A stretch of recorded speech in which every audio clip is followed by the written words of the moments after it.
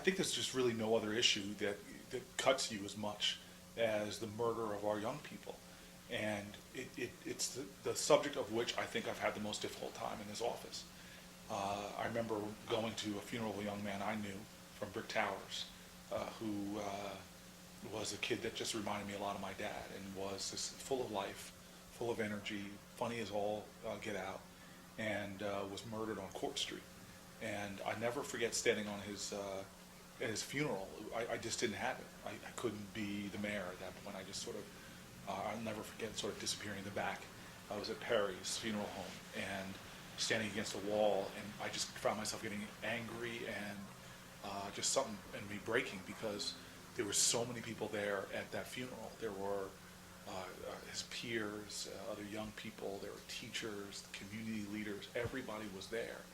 And I'll never forget, I just felt like I had to get out of there, and left, came back right into this office, and sat on my couch. And it's the first time I was a new mayor at that point. It was August, I'd been elected in July, and I just wept. And I just remember feeling this rage that, you know, everybody could show up for this kid's funeral, but where were they when he was alive? Where was he when he started smoking pot? Where was he, or where were they when he started dealing just marijuana? And where was he when he got caught up and started showing colors? And that's what really gets me, is that the fact that we're not there, and that in our community this is just becoming business as usual. Another story about another kid getting killed. And I'm angry, and I have to say, I'm trying to use that to fuel the right decisions from this office. But I think about it on a national perspective, and everybody seems to know like who a Natalie Holloway is, or JonBenet Ramsey,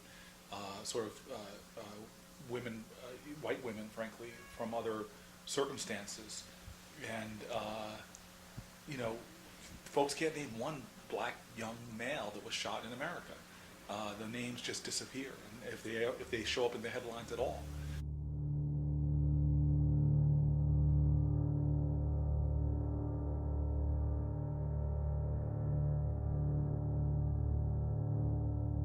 How did it make you feel once you got the knock on the door or the phone call that your son had been shot and murdered? How did that make you feel? When I got the phone call, it was that Yusuf had been shot. I immediately screamed, no, no, no, drop the phone. My heart was broken. I called the person back and I asked them, what am I supposed to do? Yes. And they said, I'll meet you at the hospital. I went to the hospital. I was there for about 5 minutes, and the doctor came out and said, we did all we could do. And my heart was...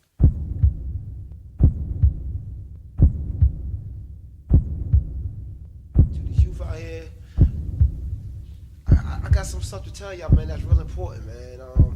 It's important that you be yourself. You know, stop trying to be somebody else. We got a saying that everybody's trying to be the next him, the next her.